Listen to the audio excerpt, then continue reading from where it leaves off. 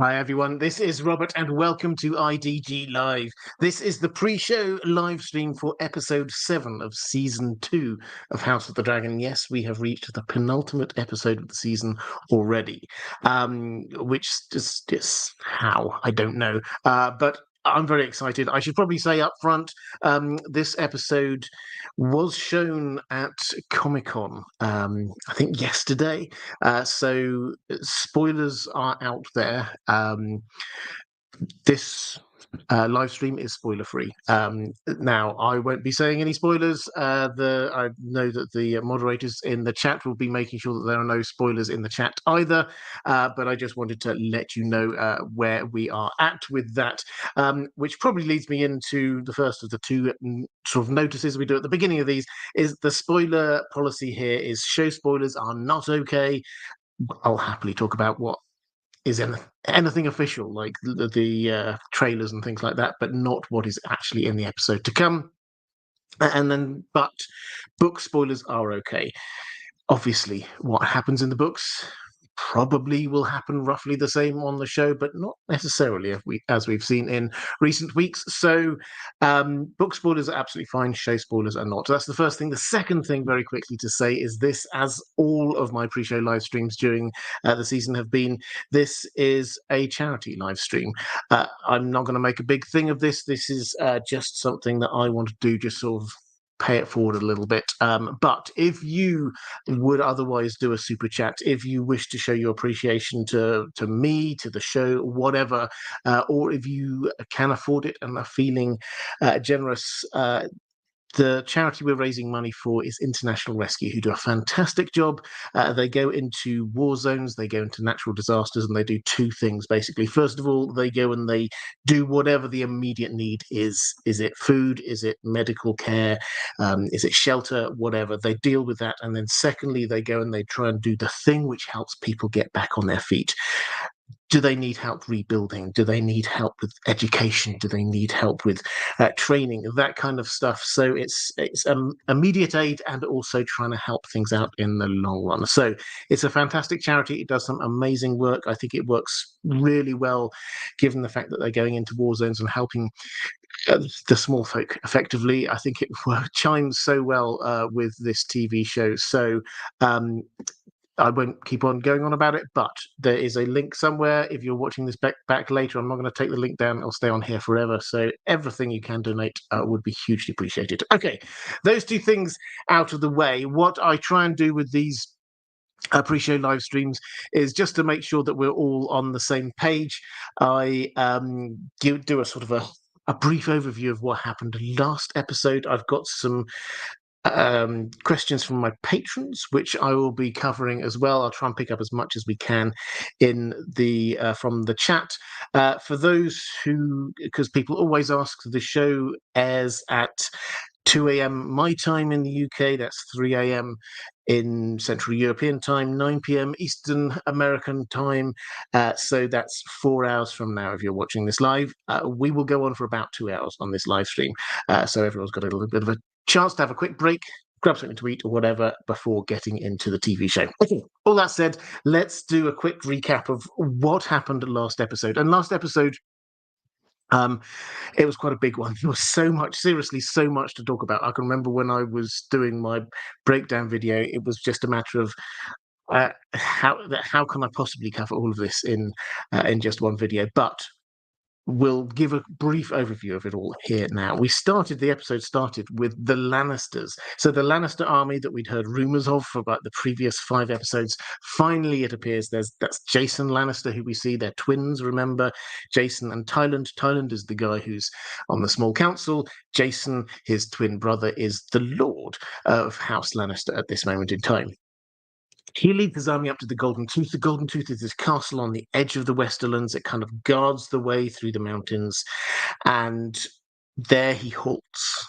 And he rather understandably says, I'll move forward when I know that there's going to be a dragon supporting me. Because if you're wanting me to go to Harrenhal, there's a dragon there. And I know an army against a dragon, there's only one outcome. So it's entirely understandable here from Jason Lannister. But it's also a little bit insubordinate because it's saying, passively aggressively saying, demanding that the king come to them. So we sort of cut over to the Green Council. Aemond is not happy, understandably so. And we have to understand the strategic situation we've got now here with the dragons is that we'll go over to Team Black in a moment, who are also worried that they haven't got enough dragons. But Team Green, they've just really got the one dragon in play at the moment.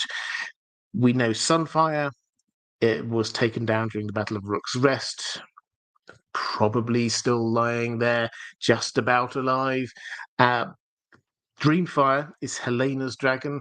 I don't think any of us are expecting that she's going to be riding into battle at any point soon. Then the other dragon they've got is Tessarion, which is Darren, the younger brother's dragon, but he's all the way down in Old Town, so he's still out of all kind of out of the main theatre of war. So really, it's just Vhagar, and Aemond is faced with this dilemma. He doesn't want to sort of put it like this, but if he flies off with this dragon up to help out the Lannisters, then who's defending King's Landing? Added to which, he's also in the middle of showing his control here in the Green Council by pushing people away. Thailand, he sort of punishes really by saying, can you go off and get us an alliance with the Triarchy? Now, in the book, this was Otto negotiated this through letters before he got deposed as Hand of the King. But here, basically, Aemond is sending Thailand off to do it personally. Then he sends Criston Cole off and away. He says, right, take your army, you head up towards Harrenhal. Criston Cole also wants to have a dragon, but Aemond's said, I'll join you when the time is right. So theoretically, his plan is to have two armies heading towards Harrenhal, so Daemon doesn't know which way to go, and then he will come in with Vhagar when the time is right, whatever that is. And after that, he then basically sacks his mother, Alicent. This is not just about he doesn't see her value or anything like that. This is him asserting control, and she can see this, but it does place her into a position of complete powerlessness. She already feels hugely guilty that she started a war over a misunderstanding in her mind. A huge kind of guilt over the fact that Jaehaerys, her grandson, was killed while she was entertaining, shall we say, the Lord Commander of the Kingsguard, who possibly should have been guarding somewhere else at the time. So she's feeling really bad, and then suddenly she's no longer in a position to be able to do anything. So expect her kind of downward spiral to carry on in some way. Aemond also has a problem, though, with Aegon. He probably thought Aegon was going to die. Aegon has not died. He is alive, barely, but he is alive. And so Aemond goes over and bullies him and basically says, you don't remember anything, do you? To which Aegon has to go. I mean, he gaslights him, basically. Aegon says, no, I can't remember anything. I can't remember. Because if Aegon turned around and said, you know what? Do you know why I've got these burns? That was Aemond. I'm the king, and he tried to kill me. That would be a big problem for Aemond. But the other person caught up in all of this is Larys. Now, Larys makes a kind of a soft pitch to be Hand of the King, but Aemond is having none of it. And he says, no, I want Otto back.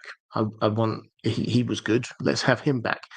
And he makes it very clear. He was also the previous episode. It was kind of lost in the drama of what was going on, but he basically blames Larys as well for losing Harrenhal. So Larys now, I think, realizes I'm on Team Aegon. I'm not. Aemond is not going to help me out. but Aegon could still. And so he goes over and he gives this kind of little pep talk to Aegon. Aegon can't really reply, so we don't know exactly how well it's received. But Larys is there trying to build bridges between them to say, yeah, I was born with a deformity. Everybody underestimated me. Now people are going to underestimate you. So the dynamic here, watch out for the dynamic between Larys and Aegon, because he's definitely trying to form an alliance there. But also, at a higher level, Aemond is just pushing away everyone around him who is potentially his ally. He's pushed away Tyland, he's pushed away Alicent, he's pushed away Kristen Cole, he's pushed away Larys. The amount of people who are there left who are potentially supporting him, it's Ironrod, and there's Grand Maester Orwyle, who is pretty neutral. So he is basically just now ruling things on his own. Okay, so that's what's going on with the Green Council. But down in the city, and don't forget, Aemon previous episode has also shut the doors on the city. People are starting to run out of food. We see Myssaria's plan start to come together. If you remember the previous episode, she says, there are lots of different ways to fight a war. This is clearly what she meant. Alinda Massey has been sent in and to the city, which is now the fourth person in 6 episodes, who from the inner circle of Team Rhaenyra, who's managed to sneak into King's Landing. If you want tinfoil, you have to say, well, who's in charge here of security? Who's the person who should know, get the whispers if there are some people infiltrating the city? It's Larys. Either Larys is actually not doing a very good job, or he's allowing a lot of this to happen. So anyway, a little bit of tinfoil. Just keep an eye on that one. But they start spreading rumours. So Linda Massey goes and talks to their allies out there among the small folks, start telling people, oh, the Greens are up there, they're having parties, they're having banquets, they're eating all this amazing food while we're starving down there. Get the people riled up.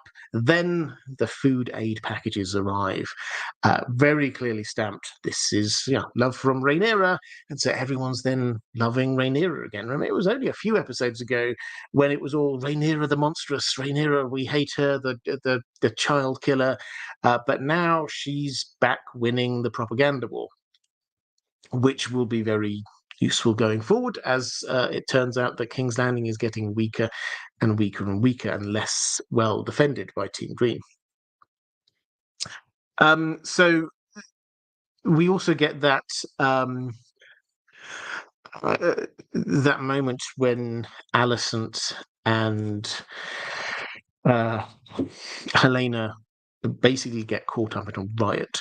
Now, there's a whole load of stuff there. I had a fantastic question from somebody just questioning on Thursday. This was questioning whether the person who got their hand cut off, might that be the shepherd? Interesting idea. Shepherd will probably appear in season 3, and he only has one hand. Alicent gets hit in the face with a fish. It's all together quite uncomfortable for Team Green, because these were the two people, let's not forget, who the crowds had the most sympathy for. How would they react to someone like Aemond out there? So they really are turning on the Greens now. Up into Harrenhal, then we get Daemon. Daemon is still on his sort of extensive side quest, it has to be said, and but it seems to be starting to draw to a close. What we get this time is we get Viserys, and fantastic to see Paddy Considine back, obviously. And he accuses him, as others have done, of running away from his responsibilities. When Viserys was there and he lost his wife and his son, what happened to Daemon went. He was caring more for his own place in the line of succession, and so Dream Viserys orders him out, and Daemon tries to get out, but he can't, which is psychologically really important, because previously we've seen him just sort of like when people are um, from his past sort of accusing you of stuff, then he'll sort of keep on walking past, or he'll kind of like zip out of the dream or something. Here he cannot, and he's begging to leave, but he cannot. He has to stay there listening to his brother's tears. And so later, when we get another vision of him, Viserys, that's when he comes and he actually comforts his brother. So clearly some kind of psychological breakthrough is happening here. We also get the fact he does try and run away again from Harrenhal, but he gets stopped by Alice Rivers, who basically puts all this against him. You just keep on running away and you never ask for help. And eventually he does ask for help from her. And he says, I'm trying to get this army, but it's just not working. These Riverlords are just, I can't control them. And she says, yeah, the problem is it's just House Tully. They'll follow House Tully, but there's a logjam there, obviously, because Oscar Tully, the ancient ruler of them, he's just not dying. And she says, give it 3 days. So 3 days later, we assume, we hear that she has gone up there, tried to heal him, but poor Oscar Tully has died. So, or Grover Tully, actually, should say, it's Oscar's the younger one. Daemon then comes to this understanding that, yes, he has been running away from his responsibilities, and he comes to an acceptance of that and a sadness about that. And secondly, yes, he does sometimes need to ask for help. It's not just all about him going and doing things on his own. So he has come seemingly at this point. He's still not got the army that he needs, but he's come on a personal journey to a near end point, it has to be said.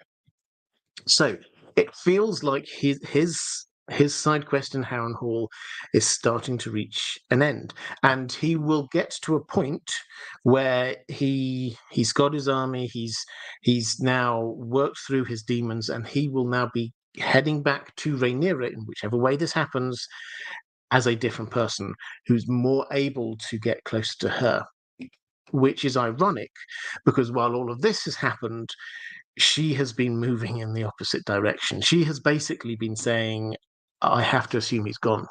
I have to assume he's not on our side anymore. And she is, as well as sort of moving romantically, sexually, whatever it will turn out to be, because we haven't seen anything more yet than the kiss, her and Massaria getting together, as well as that, she herself is increasingly moving to be more warlike. And whereas she started the season trying, first of all, mourning the loss of her son personally, but then trying her best to prevent going into war. And if she couldn't prevent them going into war, then trying to prevent this from escalating by going into dragon battles. Now, suddenly, she's starting to change tack. So she slaps Lord Caltagar. Why does she slap him? Basically, she realized he's accusing her of like all manner of getting things wrong, and she then says, I blame me for the fact that you're not frightened of me. So she thinks that as a ruler, her small council should be afraid of her. Then the previous episode, we'd seen her studying text of Visenya, the warrior queen who went on Dragonback and fought lots. And then we see her picking up a sword and kind of trying it out for size. This is Rhaenyra moving more and more towards her leading an attack rather than what she was a position of trying to prevent a war.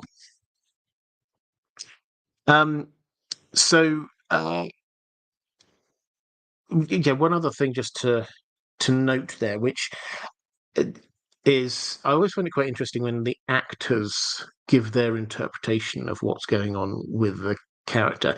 And Emma Darcy, who plays Rhaenyra, talked about what happened with Stefan Darklin, which we'll talk about in just one second, and said that this was an act of fanaticism that we start to see Rhaenyra exhibit, which is a really strong way of saying which way Rhaenyra is going, is towards fanaticism. So Rhaenyra, who at the beginning of the season was an incredibly sympathetic character, we looked at her and saw someone who was trying desperately not to go to war. But now we're told that she's heading towards fanaticism. So one to keep an eye on, because I mean, at the moment, I think she's still a long way from that. But that does seem to suggest an arc. Right, so that's Rhaenyra. Then let's get on to the dragon bonding, Stefan Darklin. So last episode 5, this was Jace's idea. Basically, he said, we could sort of expand the net to try and find dragon riders, and he talks about 2 dragons, Vermthor and Silverwing, who are beneath the dragon mount. And she takes a little bit of persuading, but they go back through the history books and they find somebody who they can trust, who's on their team, who does have a very distant connection to House Targaryen. And this is Stefan Darklin, who is her Lord Commander of the Queen's Guard. Now, what she says is that his grandmother's grandmother was Princess Ariana. Now, this is the kind of stuff that nerdy people like me get too obsessed with. I spent a long time staring at Targaryen family trees, trying to work out ages and generations. Basically, if you assume that Stefan Darklin is roughly the same generation as Viserys and Daemon, it's not an exact science, but roughly that. He is older in the books, but this wasn't a thing in the books, so this is a show thing. If we say roughly that generation, then you go to sort of great grandparents. That takes you up to Aegon the Conqueror's generation. And so it's not an exact science. Maybe this is a generation above or a generation below. But if they do Aegon's Conquest as a TV show, which is the rumor that this might be the next one that they do, they've now got an extra character. Did Aegon actually have 3 wives? 3 wives, 3 sisters, or did he have an aunt that we'd previously not heard about? So there are questions here. This isn't plot critical. I don't think this changes anything, but it's something that they've just thrown in there and then moved on. So I hope at some point somebody comes back to that and actually clarifies who this is. But anyway, so Stefan Darklin has got a very, very faint connection across to the Targaryens, and he is loyal. So this makes for a reasonable first go.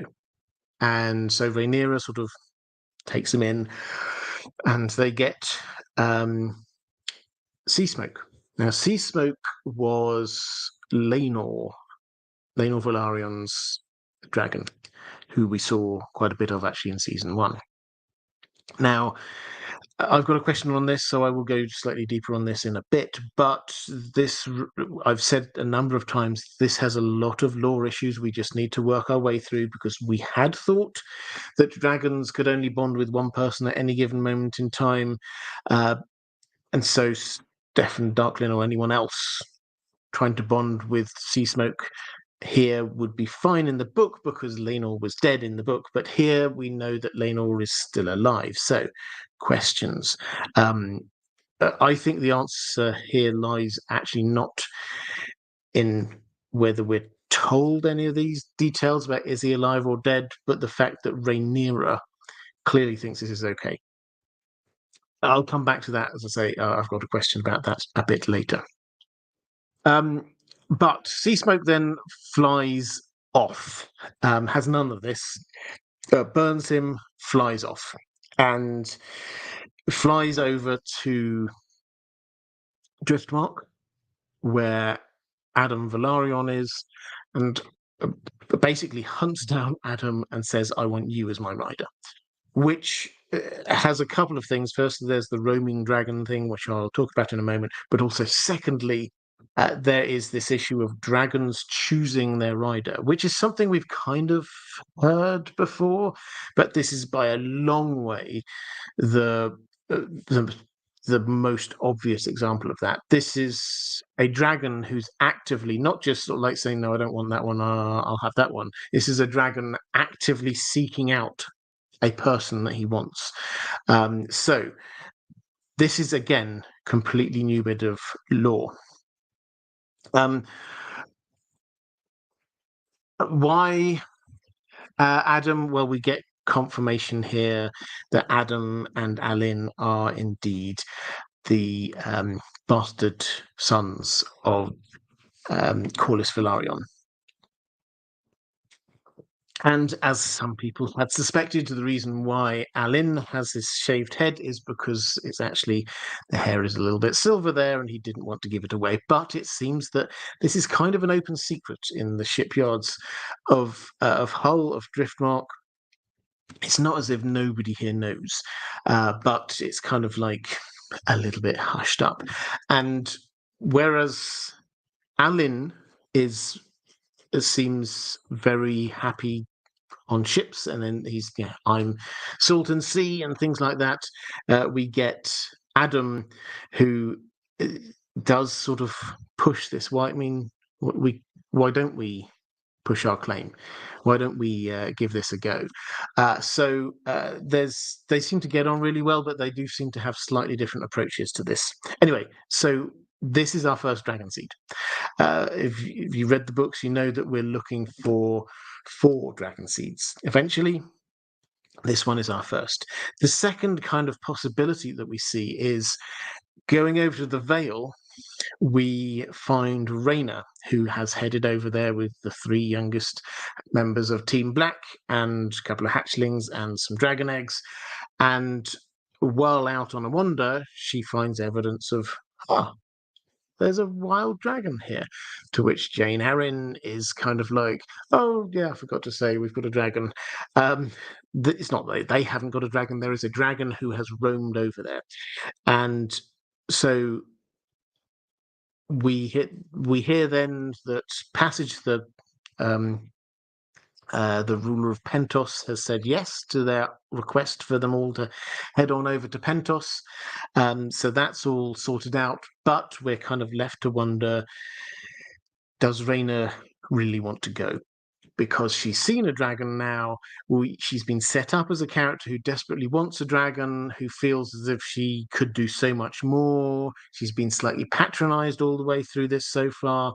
So we're left to wonder, is she going to hang around and try and find this dragon? Which brings me on to the sort of the George R. R. Martin issue, which is, if you'd read his blog from a few days before that episode, you will have seen that he goes on for quite some time about dragons and dragons in his world. He talks about how many legs the dragons have, which is a particular hobby horse of him. He talks about quite a lot, but he also says that in his world, dragons do not roam.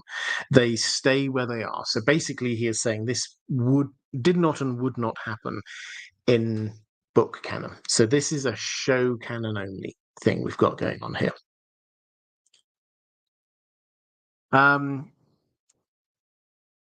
Right, so we also, what else can we talk about? It's probably worth pointing out the other two potential dragon riders that we've got going on here. Ulf White, who we've met a couple of times. We see him again, and he's just there being a bit depressed about the poor food there is in King's Landing. And it holds reminded again, Rhaenyra, who he is very clearly on Team Rhaenyra. Rhaenyra is against Team Green, who are starving them. And Rhaenyra, perhaps, the hint is that he might then consider going over to Team Black. And we also see Hugh Hammer, who will become the other fourth, well, certainly in the book, becomes the other Dragon Rider, the other Dragon Seed. Now, as far as we're aware, he hasn't told anyone. Certainly doesn't seem to be a thing for him that, oh yeah, I'm a bastard child of a Targaryen. He has the Targaryen look with the silver hair, but his main driving force at the moment seems to be his family, looking after his family. We do see in this episode a slight shift in his character. He's been this very sort of gentle giant kind of figure so far, but when food is there, he doesn't go down to where everybody says the food is and can be taken. He grabs somebody, he punches him, and takes that person's food. So actually, we get a slightly different take. We already know he cares hugely about his family. That seems to be his priority, looking after them. But suddenly, it's like, and he will go to huge lengths for his family. He cares about his family so much he was happily punch other people and leave them to starve as long as he looks after his family, which is a nuance on his character that we've had so far.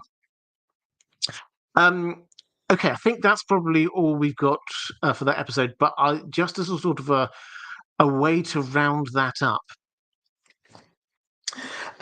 what we've got here, so episode 6 is setting things up for this episode we've got coming now, and we're starting to see the end point of this season. The character arcs are starting to become very clear. We've got Daemon, who is being his normal self at the start of the season, but now he's been forced to face some of the darker truths about himself and seems to have got to a better place. And he seems to now be able to do what he went for, which was to gather the army and then head back in some way, and expect some kind of reconciliation or attempted reconciliation with Rhaenyra at the end of this season. Rhaenyra is going from being somebody who desperately does not want war to somebody who is embracing the idea that she must perhaps lead in this war effort.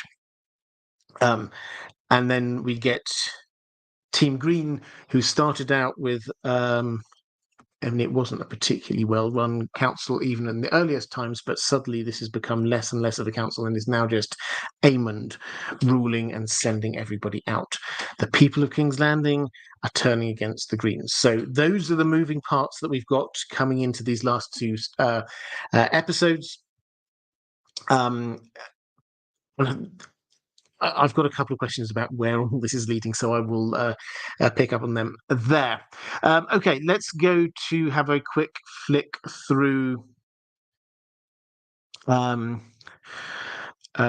chat. Isn't that what a monarch should do, though? Ards29, if you're talking about Aemond, then I think the point is that he's pushing away all of his advisors, so it's just him who's in charge of both the war and managing things, and pushing away your Master of Whisperers and your own mother and your biggest allies is perhaps not the best idea.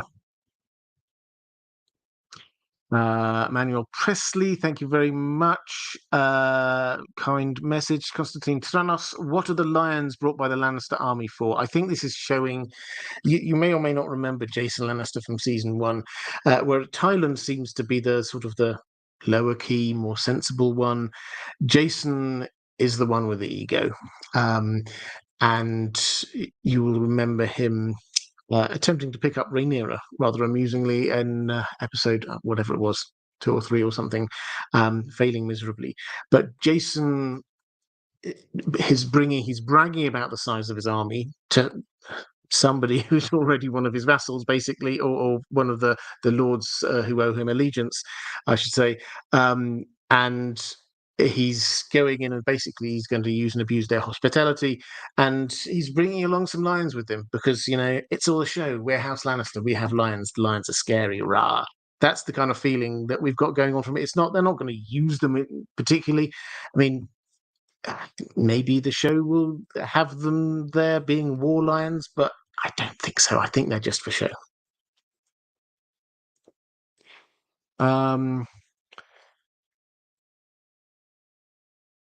April May pointing out the dragon song. So yeah, one other thing I didn't pick up there in that quick overview.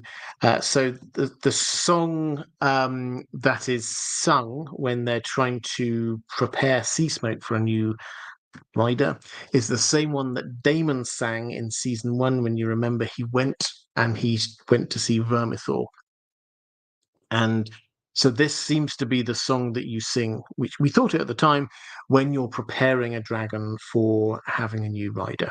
So that's the and the clarification there was that this was not it was not being sung by the person who was going to be the new rider. It was sung by the priests, as it were, the dragon keepers. They were the ones there, and then they're basically Stefan Darklin is the one that they were hoping would be able to take on.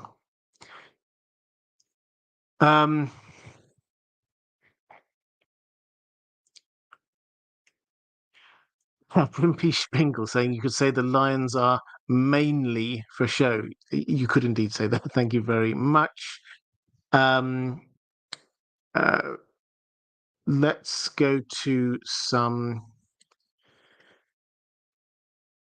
questions from my patrons. Madeline Tyrell-Dayne saying, hi, Robert. Hope you and Dan are well. Thank you, we are. Do you think Aemond has visited Sylvie again since Aegon and his friends found him with her and teased him? Sylvie seems to be working against Team Green now. Do you think she will tell others Aemond's secrets? So this is the woman, the sex worker that Aemond seemed to visit, or did visit, a couple of times at least in the first part of this season, and he seems to use her, from what we see anyway, more than anything else, just to be unburdening himself, to talk to someone, to be honest, almost in a kind of, again, more like kind of a confessional we've got going on here. And he's sort of telling her, I feel a bit guilty about this. I don't feel bad about that. However, Aegon and co burst in on him. And if you remember what happens, he then stands up and basically says, she means nothing to me, and walks out. Now, did he mean that? I think that's questionable. I suspect, she's someone that he clearly uses for that purpose. Whether that means that she in any way is special to him, I don't know. But the fact that he said she means nothing to me, and the fact that he values perceptions of him so highly, I think makes me think he won't go back. Because if he said publicly that she means nothing to him, and then he goes back, people will say, oh, so she did mean something to him. So actually, that was just a bit of a showing off. The facade starts to crack. So my instinct is probably no, but it's nothing to do with whether or not he actually does. She does actually mean anything to him. It's because he cares about how people view him.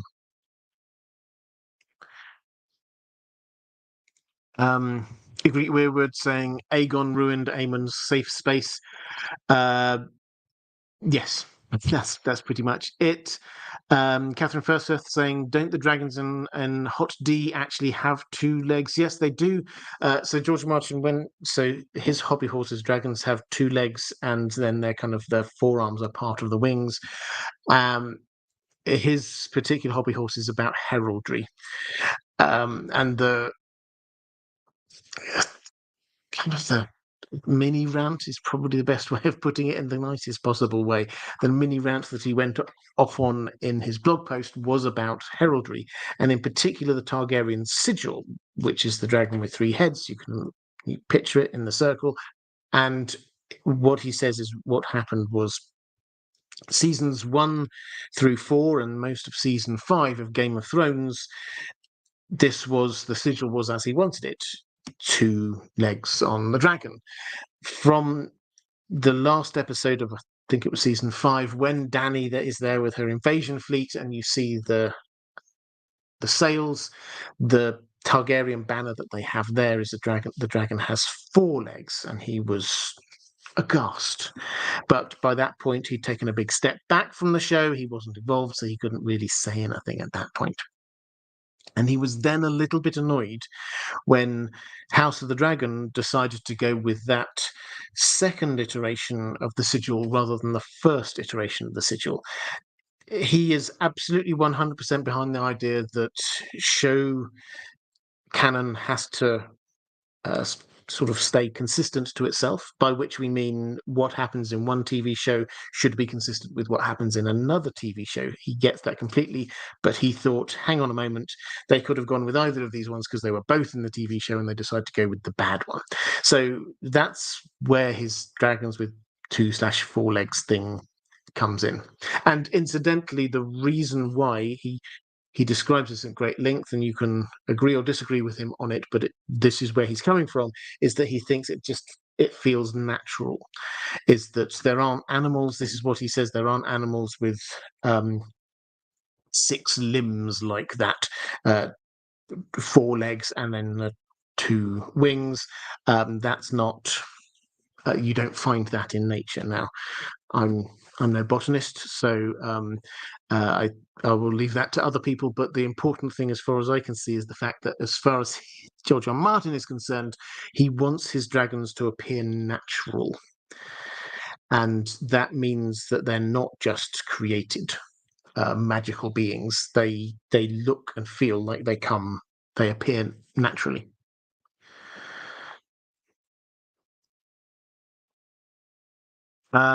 Let's go to Magmafrost 13. Hi, Robert. We're told Nettles gained the trust of Sheepstealer in the book by presenting the dragon with a slaughtered sheep every day. There are 2 things I've been finding strange about this. The first is, why did Nettles kill the sheep herself? Surely a dragon is more than capable of doing that part. So it seems noteworthy that we are told that she did that. And the second is, where did a homeless orphan get that many sheep in the middle of a war? I've seen some suggestions that Nettles may have been a child of the forest in disguise, using blood magic to control Sheepstealer. This would explain why she slaughtered or sacrificed the sheep herself. And I'm sure it's not hard to imagine how a child of the forest could steal that many sheep magically. But overall, I'm not convinced. Do you think there's a better explanation? Yeah, I mean, I'm not convinced. The idea that Nettles is a child of the forest, I haven't seen any. I mean, I'm aware that there are theories out there. I've personally not seen any convincing evidence of it, and this doesn't work as convincing evidence for me, in as much as I think most of us could probably, off the top of our heads, think of a few other possibilities for why this is the case. As for the why bring a slaughtered sheep, I've never tried it myself, but I imagine trying to drag a sheep towards a fire-breathing dragon, the sheep would probably complain and be quite hard to move. So personally, I suspect that slaughtering the sheep first and then carrying it sort of over your shoulders to the dragon would be a much more efficient way of doing it. So that side of things, I've got absolutely no problem with. The second, how did she get hold of these sheep? I think, I mean, there's a few different possibilities. All we're told, and we're not told huge amounts in Fire and Blood, so trying to read too much into it and say this is exactly how it happens, I think it would be stretching the text a bit far. All we're told is like half a sentence that she delivered him a freshly slaughtered sheep every morning until Sheepstealer learned to accept and expect her. The context, we have no context of that. Where did she get these sheep? But let's speculate for one moment that we know that Sheepstealer was called Sheepstealer because Sheepstealer would fly off and randomly steal sheep. I could imagine that during a time of war, the Targaryens or somebody within the Targaryen household, I suspect the Targaryens there in Team Black had more important things to worry about, but some person within the Targaryen household might have gone, we need to keep a better rein on this. We don't want to have squabbles between farmers. Oh, that Sheepstealer stole 5 of mine, but none of them. I'm going to starve now. I could imagine that somebody would say, okay, well, let's just take a sheep to sheep stealer every day so sheep stealer does not come and take random things. So maybe Nettles, it's entirely possible, I'm not saying this is what happened, but I think it's entirely possible that that Nettles could have been asked by, say, the Targaryens to go, just here's the sheep, each day go and feed sheep stealer so sheep stealer doesn't cause a problem. But then Nettles formed a bond with sheep stealer. As I say, I don't think that necessarily happened. I think similarly, a farmer could have come up with that idea and said, "Hey, Nettles, sheep stealers stealing sheep from us. Go and give sheep to try and appease the dragon. If they think the dragons are like gods, let's appease the dragon." You could come up with 100 of these kind of different ideas. I think each of which makes sense, which means that we do not have to. I'm not saying it's not the case, but we do not have to come up with something to do with children of the forest and glamours and some complicated plan to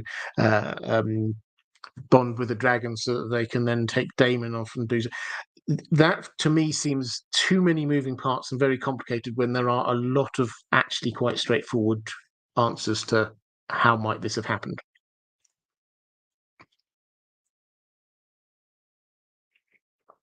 And Carolina Clay saying maybe she owned a herd of sheep or worked with them. Yeah, exactly. I mean, it's easy. Natasha saying botanist is for plants. Did I say botanist? I probably meant biologist or something like that. Anyway, thank you. But yeah, Carolina Clay. Yeah, maybe she owned a herd of sheep. Who knows? She could have come up in the world. We're told what her beginnings were, but not where she was at then.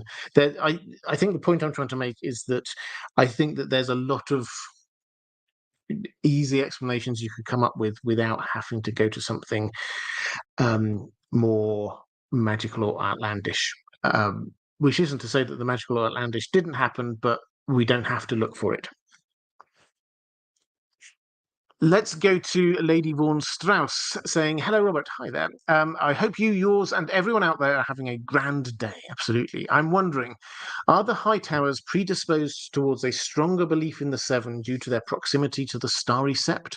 Are Alicent's outward shows of devotion typical for her house and family, or having allowed for the marriage of her own children to one another, amongst other deeds, is she attempting to overcompensate for the deep and icky betrayals to her lifelong faith?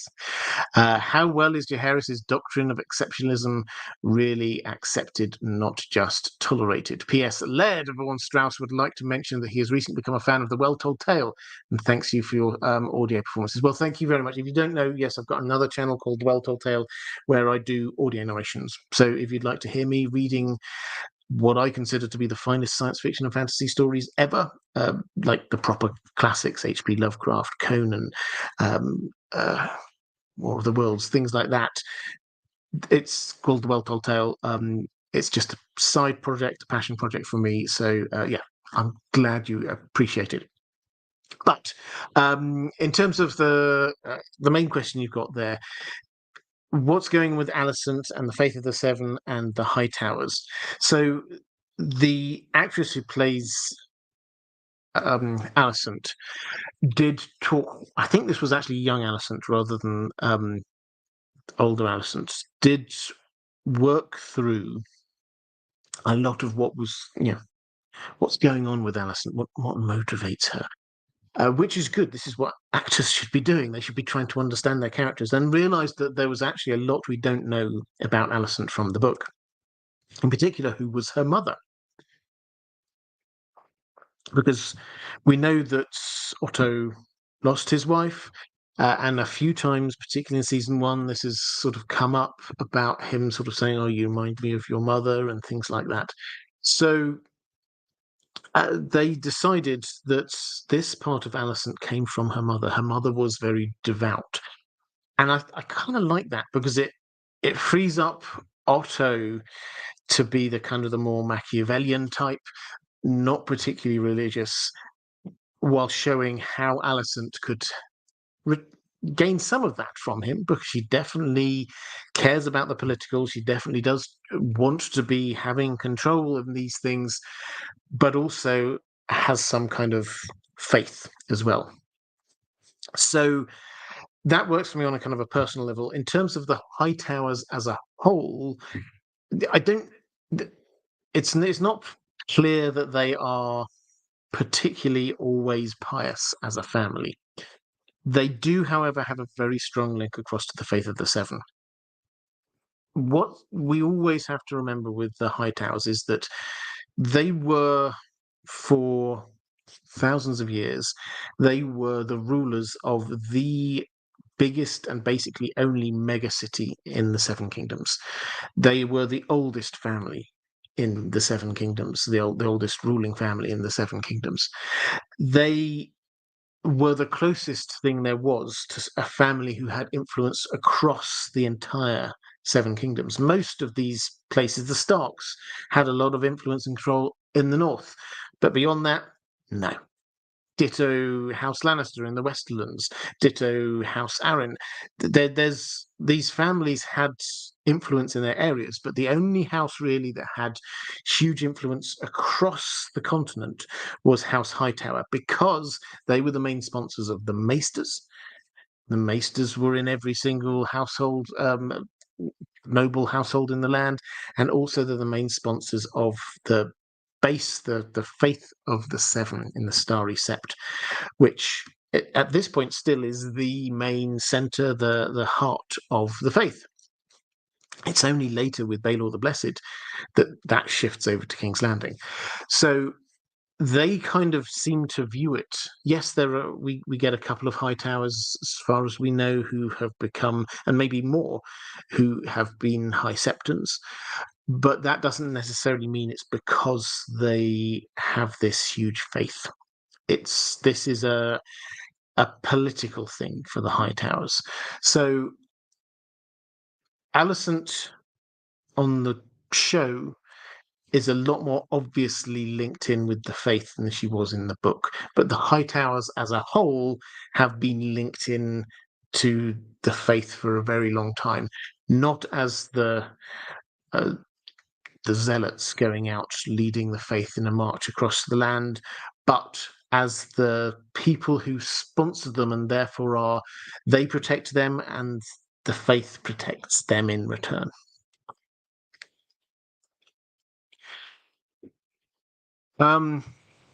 Let's go to Zakalok saying, Bonjour, Robert. Bonjour to you. My question is focused on dragon lore. In show canon, Seasmoke's dragon rider Laenor, I said I had a question on this one, Laenor is still alive as far as we know. Moreover, he is the only dragon that has actively looked for a rider since the former one has left. He actually claimed his own rider. Don't you think these two statements are connected? Can we say that in show canon, a dragon whose rider is still alive but has abandoned him needs to find itself another rider? In a sense, it is harder for a dragon to live far from its rider than having its rider dead. What do you think? So, I think this is a difference between book canon and show canon.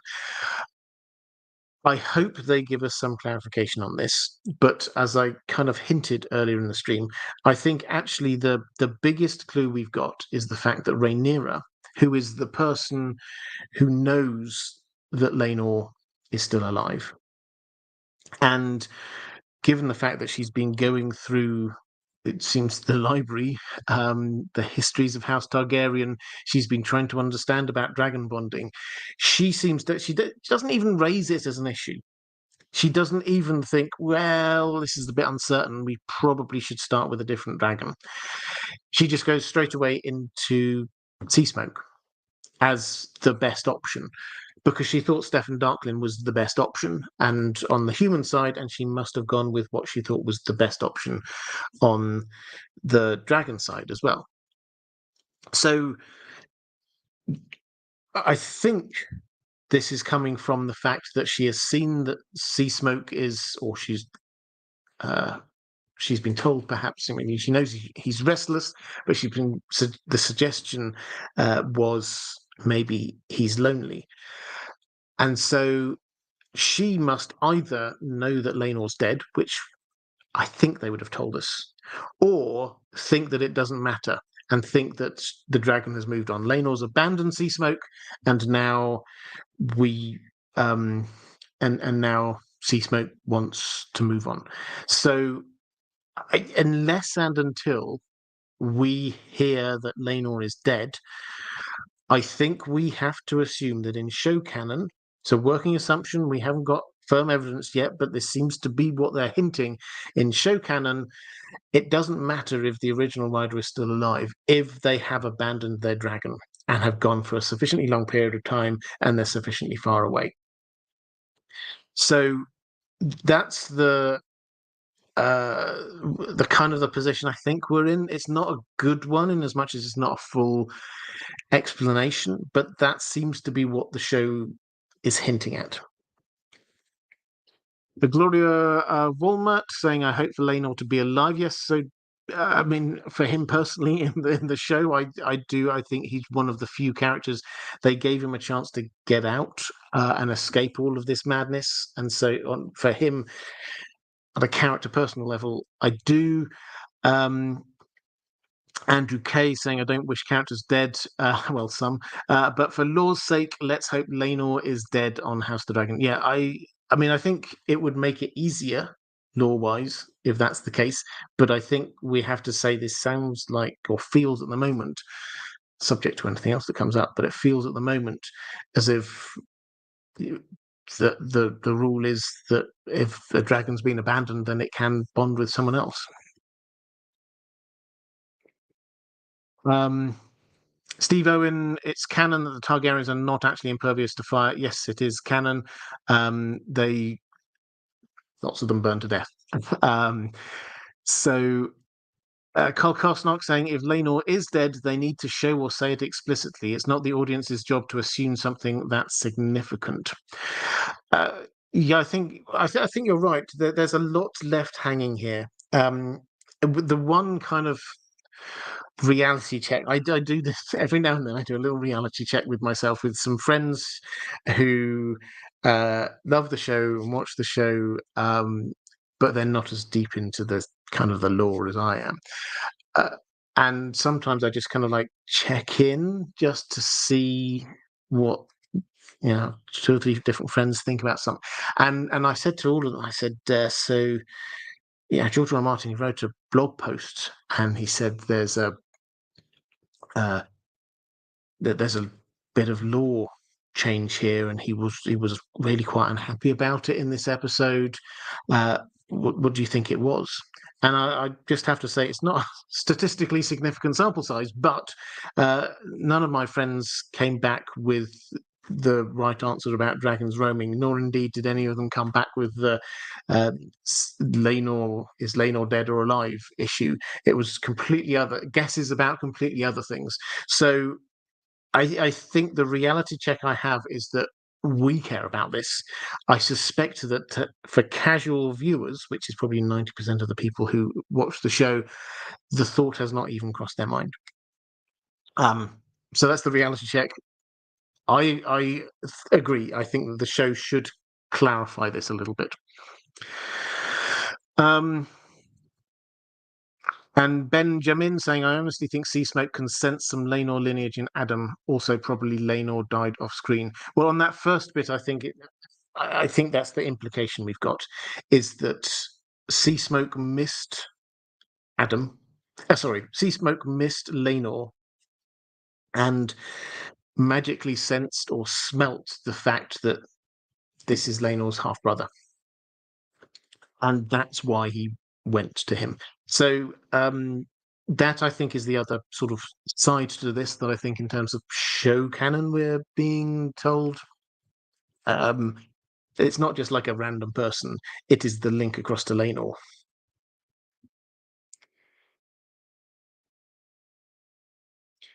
That Alf Torren, I'll move on from this in just one moment, but lots of questions about it. I personally don't think they need to be told that Laenor is dead. I would assume that Rhaenyra will just figure he's dead because Seasmoke got claimed. Well, yes, but she was trying to get Seasmoke bonded with somebody first, with Stefan Darklyn. So I don't think she's the kind of person to go, well, I think that this isn't going to work. because Laenor's still alive, but hey, whatever, maybe. And then he gets burned, and it's like, oh, okay, fine. And then Sea Smoke bonds again. It's like, oh, he must be dead after all. I don't think that's her character because she chose Sea Smoke. That was the one she chose. She could have gone for another option. So, yeah, it's. I don't think that either she knew that he was dead before all of this and we just haven't been told yet, or it was her view that Sea Smoke had moved on. And that was okay.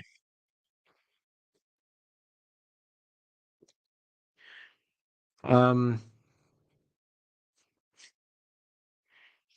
Fursith saying another problem is why Sea Smoke didn't just follow Laenor to Essos like Vhagar followed Aemond. So this all happened off screen. My working assumption is that Laenor must have sort of gone to Sea Smoke and sort of gone, I'm sorry, I'm going. Bye. This is it. It's over.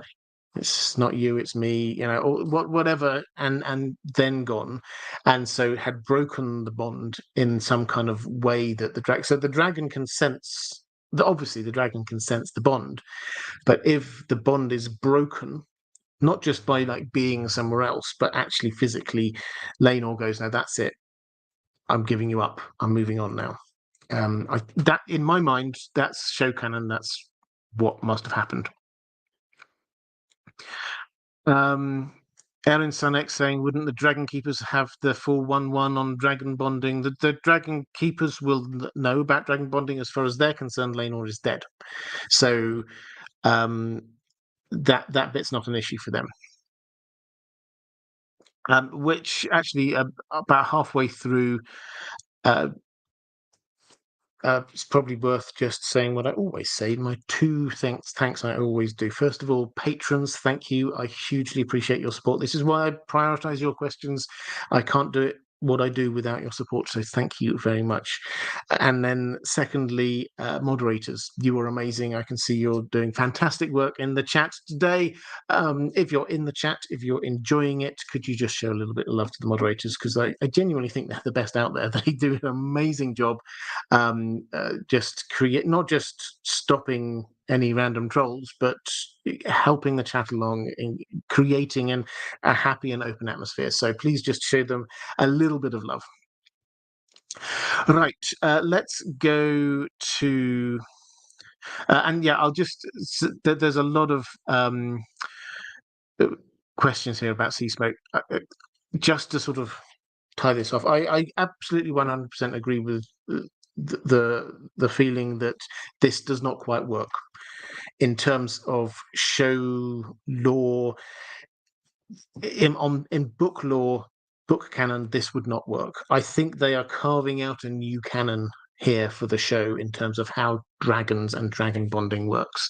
And that, I think, was partly what George R. R. Martin was doing with his blog. Was he was having a bit of moan. Obviously, he was having a bit of a moan, but he was very clear. If you kind of read on, he says, you will learn more about dragon bonding in these books that I'm writing.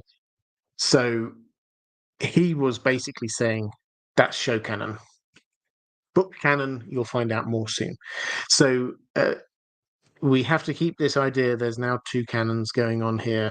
And so when we get stuff like this, I think we just say, okay, they may or may not tell us all the details, but this seems now where we're going with show canon. Madeline Tyrell-Dayne, how did Alice Rivers come to be accepted as a maester-like figure? Her having the opportunity to heal Lord Tully indicates she is respected or seen as competent in this role. Do you think that she has proved her competence in the past to cause others to accept her? Yeah, absolutely, I do. I think the clear implication is that she's been around for a long time. She is recognized as a healer.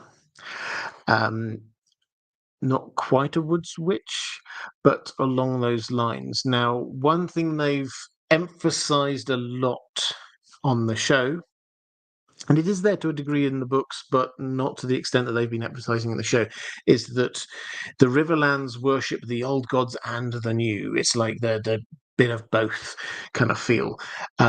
In the book, that it is a Faith of the Seven area with a few enclaves of and a big long history of worship of the old gods, and the old gods are still honored but not necessarily worshipped, except for places like House Blackwood. But on the show they've played up the old gods and the new. So in that context, who would you go to if you're looking for somebody to be healing you? There are two people. There's the Maester, obviously, but then if the Maester doesn't work, that's the new gods. Sort of, it's not exactly the new gods, but this is the sort of the old town mafia. That they're the people with the knowledge. Who else could deal with this? Well, it's the people with the old knowledge, the really old knowledge, the old gods. This is where people like Alice Rivers come in. So that, I think, is the feel, is that she's there as a kind of a Maester-like figure. In Harrenhal, what we're told on the show is that there was a Maester, but he couldn't hack it there. We're kind of left to read between the lines about the fact that the Weirwood Network didn't want him there. Alice Rivers therefore took over his duties, and her taking over his duties means that she will have been there for births. She will have been there to be healing people. She will have been there for a huge amount of different things, and we have seen evidence that she is quite powerful. So other people have seen, if we've seen that, other people have seen that. So over time her reputation will have spread.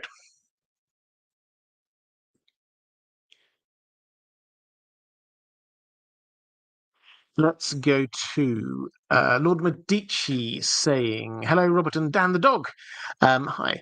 I have always felt that House Mallister is quite underrated. In particular, I feel that Houses Lannister and Hightower would profit from an alliance with them to expand their control over the West Coast and into a kingdom that is not their own. Do you feel that the Lannisters and Hightowers would benefit from trying to add the Mallisters to their cause? If so, what would be the best way to do so? Perhaps through marriage?" Yes, absolutely. I mean, so if you picture a map of Westeros in your head, you get the West Coast, you get um, the sort of Lannisport being the northernmost major city on the West Coast. If you get the trade routes, the last place they stop off at is is Lannisport. But then you also get the Hightowers, who are there, obviously in Old Town, which is sort of the next big city, just around on the southwest corner, effectively, of Westeros, and House Redwine. They're the great seafaring family down there in the Reach.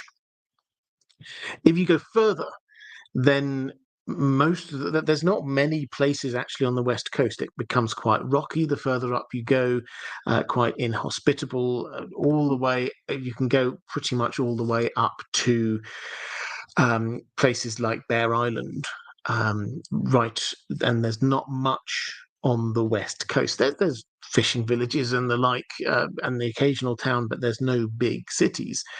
The biggest other place is Seaguard, which is held by House Mellister. They have got, it's not a massive navy, but they are basically there looking after their bit of coast, the bit of coast where the Riverlands comes across and borders that bit of sea that the Iron Islanders are in. So, might there have been a good alliance between the Lannisters or the Hightowers and the Mallisters? Yes, there could well have been. There may well even have been, at various points in the past, marriages and pacts and things like that.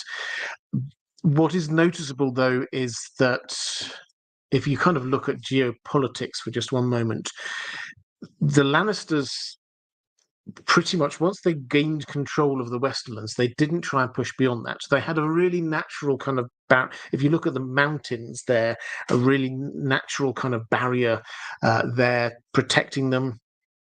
So if they were to sort of expand beyond that to places like Seaguard, then that would not be a particularly easily defendable place. And the high towers, the most noticeable thing about the high towers is their lack of ambition in terms of holding a physical empire. They are after the political power. They stayed in Old Town all this time. They didn't attempt to annex lands around them. They were happy where they were. And so, yeah, the Malisters may well have been a useful ally, but that they were hundreds of miles away, and what they were concerned about was just their bit there.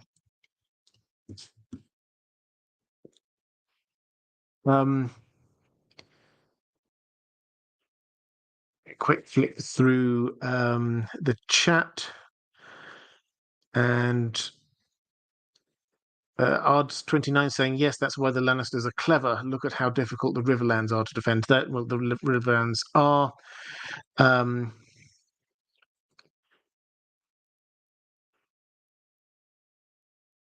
Maxter saying, when I talk to non-book readers, they seem to have a much more negative view of this season. I've not really picked up on that, but interesting to hear that. Actually, just completely, we're only 6 episodes in. I know this, but chat, I would be interested. Compared to season 1, would you say that this is season 2 is better? Oh, just overall, generally, I know there have been good episodes and worse episodes and whatever. Overall, would you say that season 2 has been better or worse or about the same as season 1 compared to season 1? Just put in the chat better, worse, or about the same. I'd be absolutely fascinated from people who are clearly quite engaged, what they think. And I'll quickly read through these as they're coming through.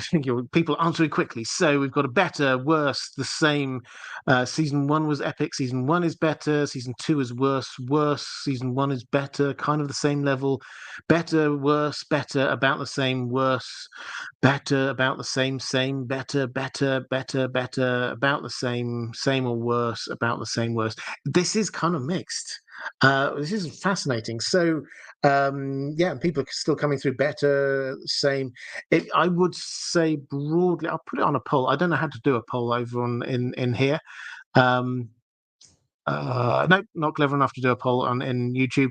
I'll do a poll over on Twitter because I would find this fascinating. But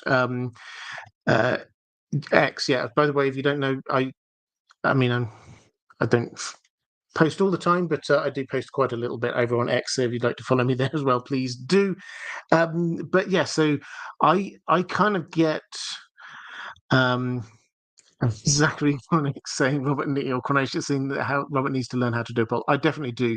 For a YouTuber, I'm really not very good at knowing how YouTube works. So I'm kind of getting the feeling here from the chat. Thank you very much. That this is. It's sort of balanced, about the same. I mean, it's maybe a few more people are saying slightly better, but it's kind of well balanced. People asking me what I think. I, I'm going to withhold judgment a bit until we get to the final 2 episodes, because I think that will make or break the season. But thus far, overall, I think I would go with better. I think that there were some episodes in season 1, like episode 8, I thought were completely outstanding. But I rewatched season 1 just before watching or season 2 started, and I would have to say I think the graphics and things are immense. Some of the episodes we had, I thought the Rook's Rest episode this season was fantastic. So yeah, there have been. It's been a bit more hit and miss, is probably where I'd say, but at the moment I'm erring towards better. Benjamin and Martin S, thank you very much for donating. Yeah, I'll do a very quick reminder. This is a charity stream. If you're enjoying this, if you wish to show your appreciation, if you would otherwise do a super chat or a super thanks, if you're feeling generous and want to support a great cause, the great cause is international rescue, who go and just help the people who are most in need of help. in this world. There'll be a link to it if you want to go and see everything that they do. But I don't want to push it too much, but this is a charity stream. If you can afford it, I would hugely appreciate it. Thank you very much. And people saying YouTube's not allowing to donate from. I'm aware some places YouTube doesn't allow that.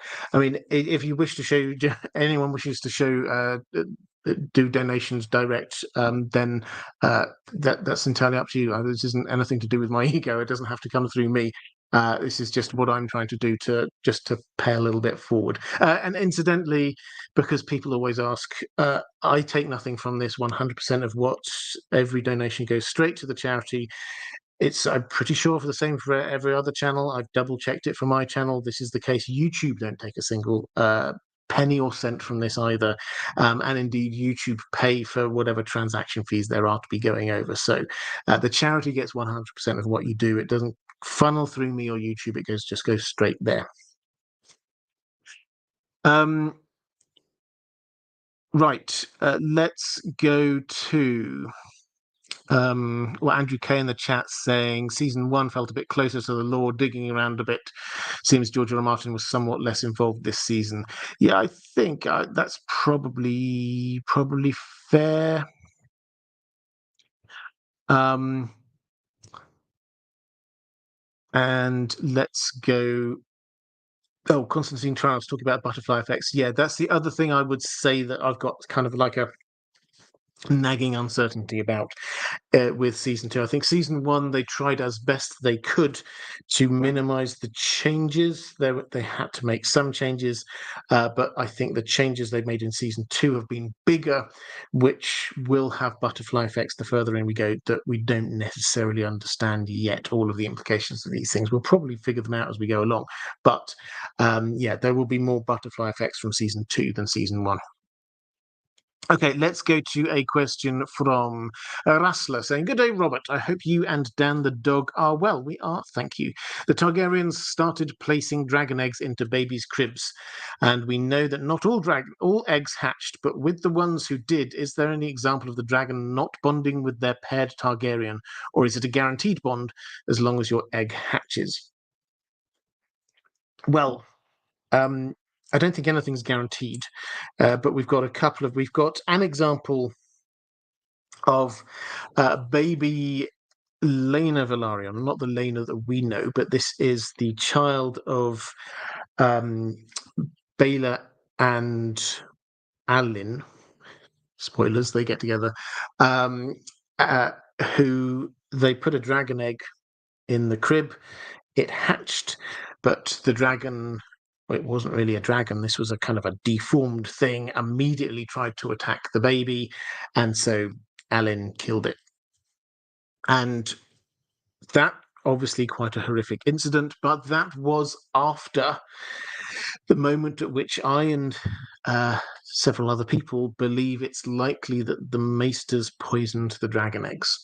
So we probably shouldn't take that as a good example. We are told we do get in Fire and Blood, we get a sort of a comment that when they say about the eggs being placed into babies' cribs, we get told that the children so blessed invariably bonded with the hatchlings to become dragon riders, which sounds very positive. And I think it's probably fair to say that we don't get anything within Fire and Blood off the top of my head.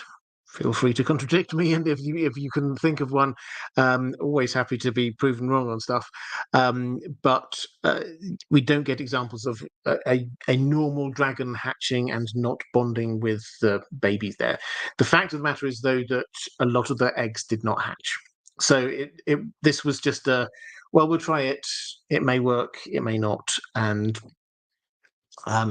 but the dragon bond, it kind of makes sense, is that if the bond takes place from when it was a young child and a young dragon, then it feels just a lot more natural and they're just growing up together. So rather than trying to claim a big ancient dragon when you're quite old from nowhere, that if George R. Martin is emphasizing, as he does, how they are natural, in inverted commas, creatures as well as magical creatures, then that feels a bit more forced than if it's from childhood. Carolina Clay saying Rayna's first hatchling died young. Yes, but so I put that one down as being they may well have bonded, but that the hatchling died, so she gets another chance. And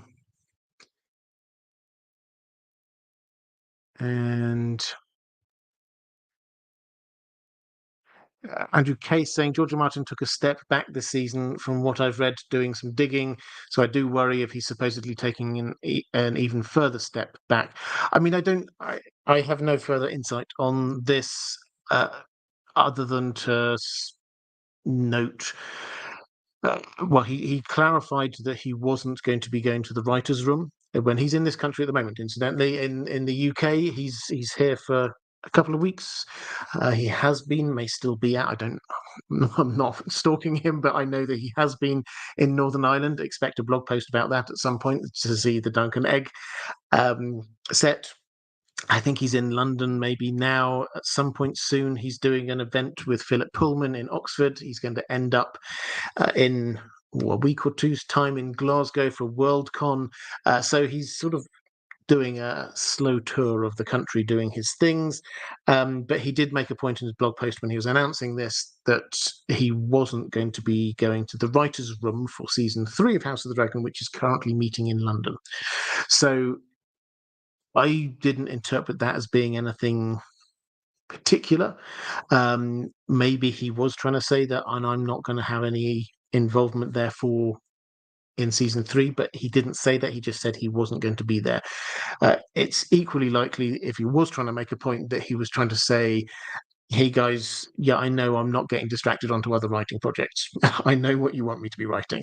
So I wouldn't read too much into it, but it's probably fair to say that on House of the Dragon, as happened with Game of Thrones, is he starts out a lot more involved. He is there in the early planning sessions. They come for most of these spin-offs that the ones that have happened and the ones that are still sort of being planned. They come over and they meet him for like a few days. They talk through ideas. He gives them a few thoughts and they work through stuff. So he is actively involved in these things, but more at the start of a project than later on, as they're sort of going through the annual grind of this and then this and then this. Because I think that actually works from a writer perspective, because he's very aware, because he's worked in the TV industry and he knows that they're not going to be exactly 100% sticking to what's in his books, because they can't. No, you can't ever do a 100% faithful adaptation, and there will always be butterfly effects going through any season because of changes that you had to make in season 1.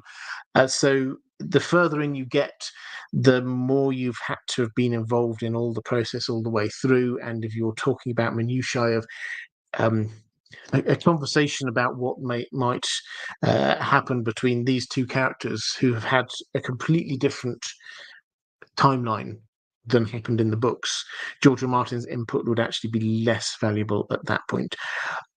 As far as I'm aware, though, the relationship with Ryan Condal, the showrunner, is still positive. It's still good. Ryan Condal is one of us. He loves this world. He loves the books. He's nerdy and he's knowledgeable, and he is trying to put across his love for them into the show. So maybe George R. Martin is taking a bit of a step back, but I think that's only normal and natural.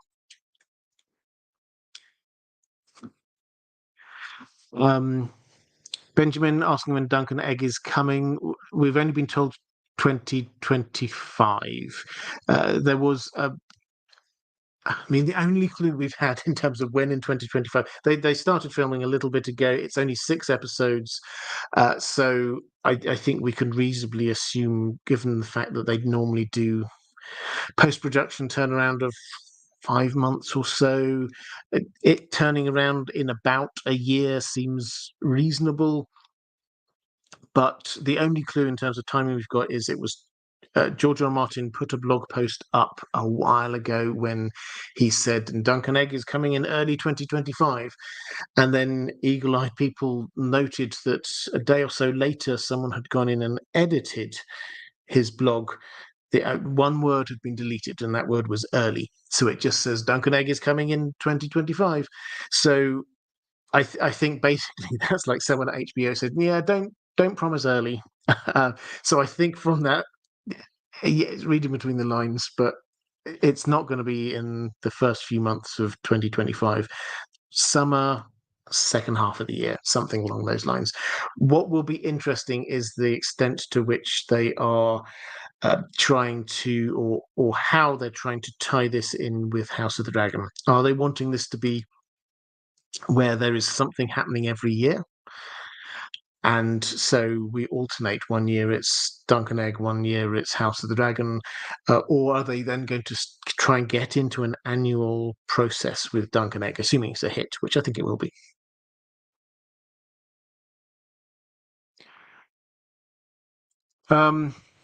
Andrew Kay asking which project they brought the Pulitzer Prize winning playwright in. Was that Nymeria? Yes, that's the Nymeria project. That's at least the third different potential showrunner we've had on that one, which shows that what they've done in the past clearly hasn't worked, but there is clearly still a desire to make it work, both from George R. R. Martin and presumably HBO.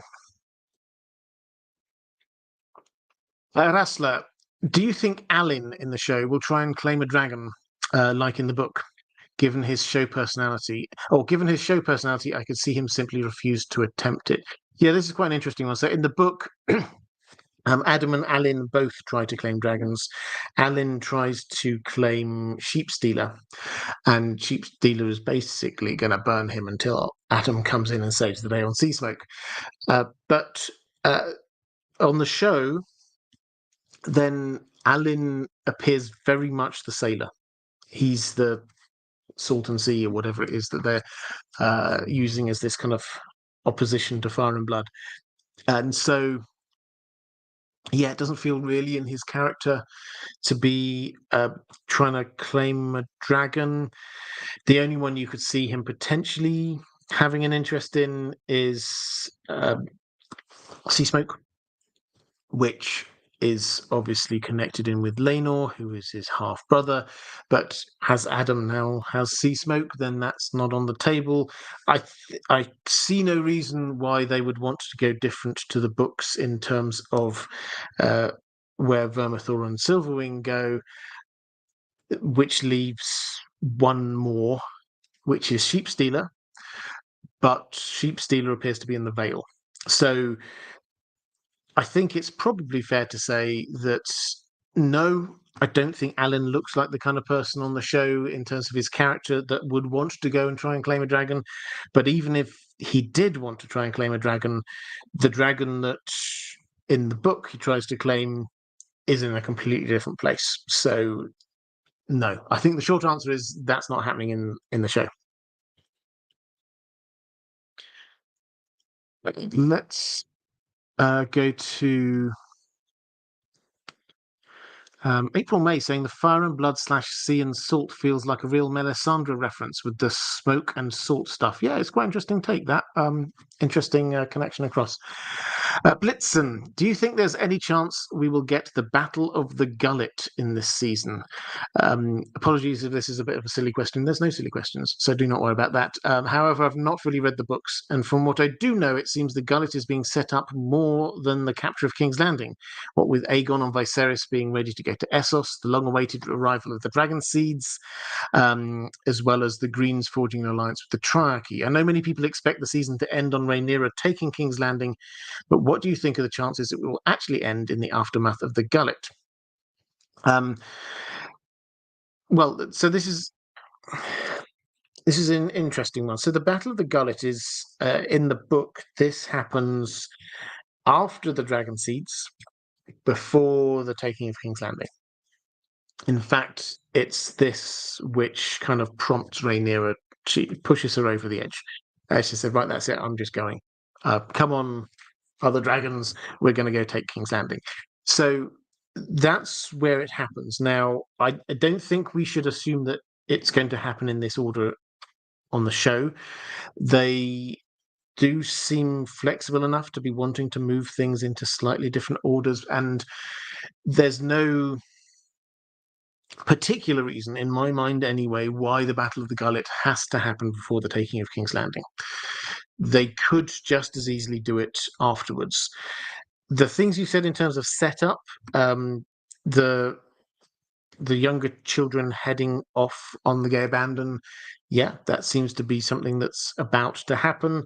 The Triarchy joining feels a bit further away, it has to be said, because the Thailand was sent off and away this last episode, so he's got to go over to the Triarchy, he's got to treat with them, they've got to agree, and then they've got to send a fleet which has got to arrive all the way up to the Gullet. So that actually feels like quite a long way away. And the Dragon Seeds also feels a bit of a way away. We're nearly there, but we're the earliest that we can get the other 3 is episode 7. So what you would have to have then is the episode 8, the finale, they're immediately into action, which is possible, but it starts to feel a little bit tight. So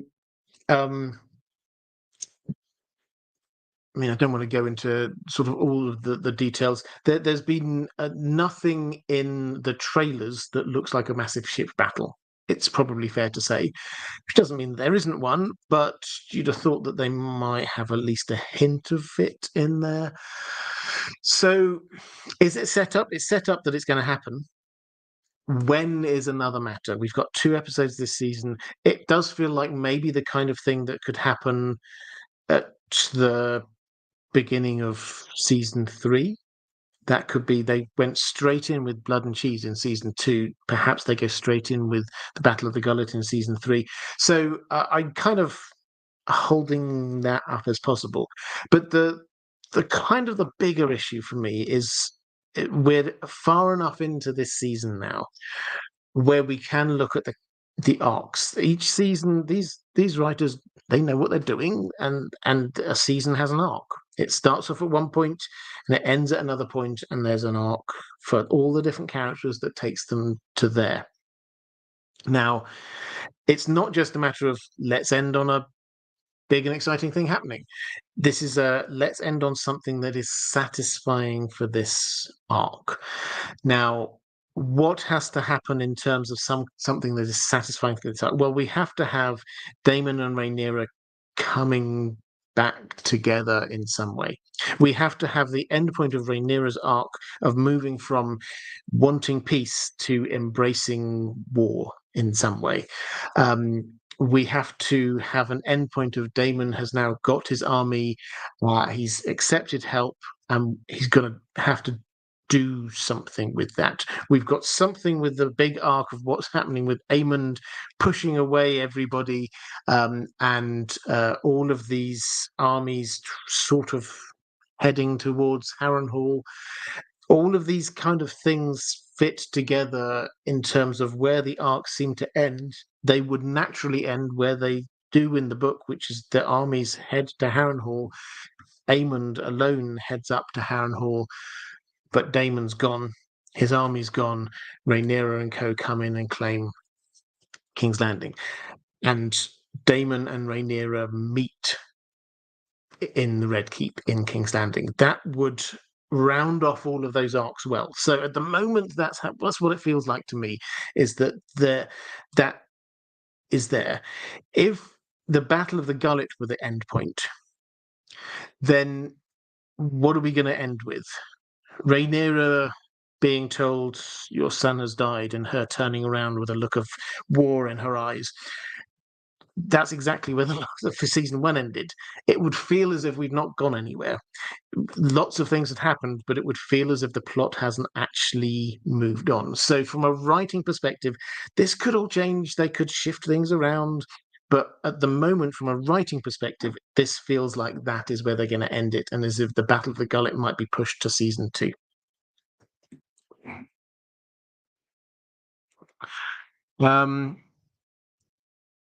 Benjamin saying Cregan and the Winter Wolves may arrive at the twins in the next two episodes. Otherwise, that Jace escapade would be a bit wasted. Yeah, they could well show that. I think that was as much to show. Yes, it showed that they could come down. The Freys could engage in what's going on, but also this was to show Jace being independent of his mother, which is another thing which, I mean, it's more of a subplot, but this is definitely something which is there. They've been having a lot of disagreements. He's been standing up to her in the council in front of everyone, saying that was why on earth did you do that, mother? That was a stupid decision. That is a subplot that is going on here, and I do wonder whether they will end that. Maybe his involvement in the Battle of the Gullet is going to be him going there despite what his mother says. I don't know. It's possible, but that is another little thing here. Arda29 saying they need a WTF moment for the season finale. They do. I mean, let me throw another one out. I don't think this necessarily is where this is going to end, but as we're talking about endings, um, there's a possibility that I thought of earlier in the season. This has kind of like gone down a little bit. But the first half of the season, if you remember, we were very focused in on Kristen Cole. This was a lot about who he was and his character.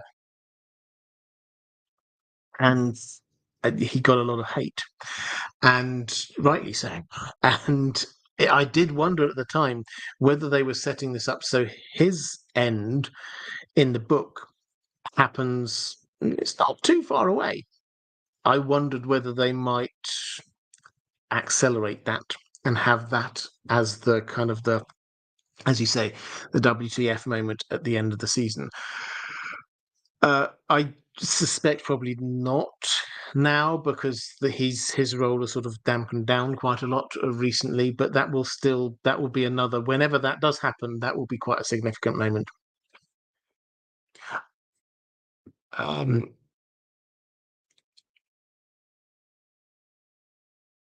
Let's go to question from 444. According to the discussion between Gwen and Alicent about Darren, the youngest son of the late King Viserys, he seems to be a decent lad, thanks to growing up away from his parents and the influence of the capital.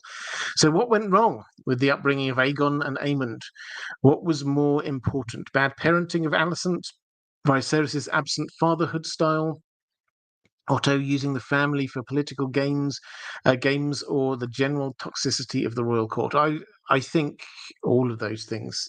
It's, I mean, Targaryens as a whole, you get a good one every now and then, obviously, but a lot of them do come out as being quite self-centered and a little bit warlike, which is, we kind of ascribe to the dragon blood if we're going with this idea, that I think we do, that in some way there was some kind of what we would call gene splicing or something along those lines, where a bit of dragon blood is mingled in with the Targaryens, so they've got literally the blood of the dragon in them, which does make them slightly more dragony, independent,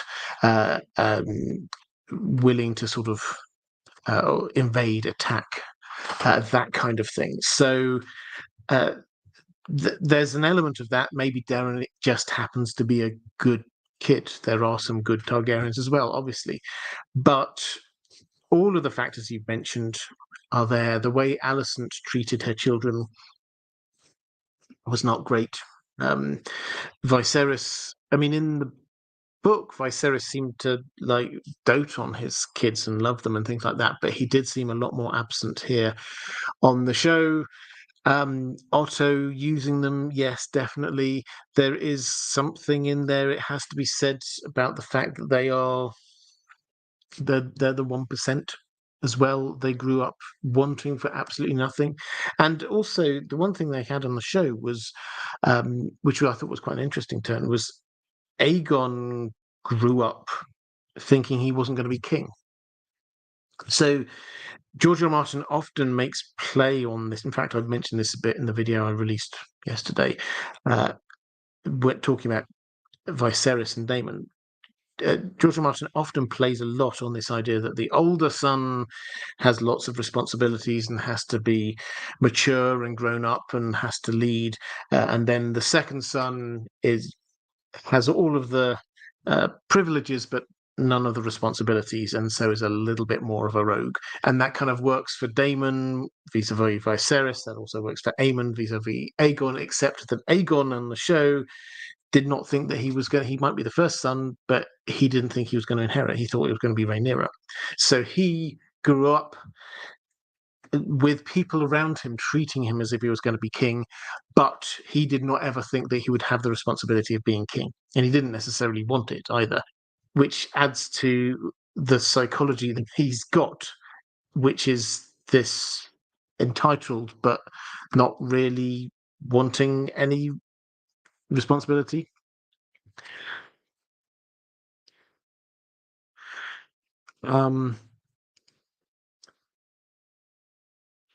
Hannibal the Dragon, do you think that Viserys learned the prophecy at Harrenhal after he got chosen to be the heir? Yeah, the clear implication from what happened in the show, and we don't have this level of detail in the book at all, is that he must have got told it by Jaehaerys at some point, either at or just after there.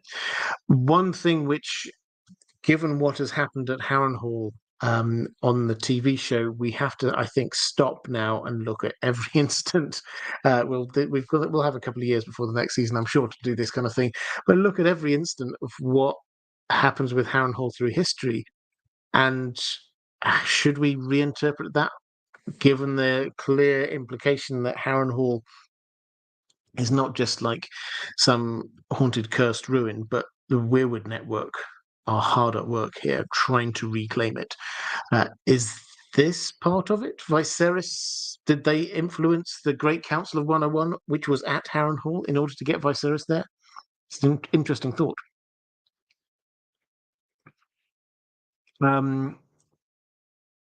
Let's go to 444. Is Rhaenyra becoming more like Daemon, and Daemon becoming more like Rhaenyra? Daemon didn't run away from Harrenhal, he asked for advice and help, whereas Rhaenyra is more in warrior mode, starting to act herself while not waiting for help from others, and even developing a relationship with the former Daemon lover. Yeah, I think this is a really a good and really interesting observation. So I talk about the character arcs and Daemon sort of arcing back towards Rhaenyra, but Rhaenyra is kind of arcing away from Daemon. What we've got here is the fact that Rhaenyra is becoming more like Daemon. She is just heading off when she hears, just as a random example, when she hears Seasmoke has got a rider, what does she do? Does she turn around and say, "Oh wow, okay, what should we do, guys? Shall I send someone else out?" She just doesn't say a thing. She just goes out, climbs on her dragon, and flies off, which is not. I mean, it's like she used to be, but it's not necessarily how she has been in that first part of the season. And it is a lot more exactly how you'd imagine Daemon would act. And her, if you remember, there was the scene when she's trying out the sword and she kind of like holds out the sword with her arm outstretched. There was, I can't remember exactly which episode, but Daemon had that same pose when he was like holding out a sword, and they are deliberately echoing them. Part of this, I know, was them saying, this was, so she was probably taught a few things by Daemon himself, and so she's probably learned that's a way that you hold the sword. But more than that, she is echoing him and sort of becoming more like him. And yeah, the taking on is probably the wrong way of saying it. Horrendously ungainly way of saying it, but she is the new lover of one of Damon's old lovers, is also definitely an interesting tweak that we've got going on here. Let's go with a question from Lord Medici. Apart from House Blackwood, is there any house south of the neck that still worships the old gods? So it's a good question. What we have is we have a quote from Fire and Blood that when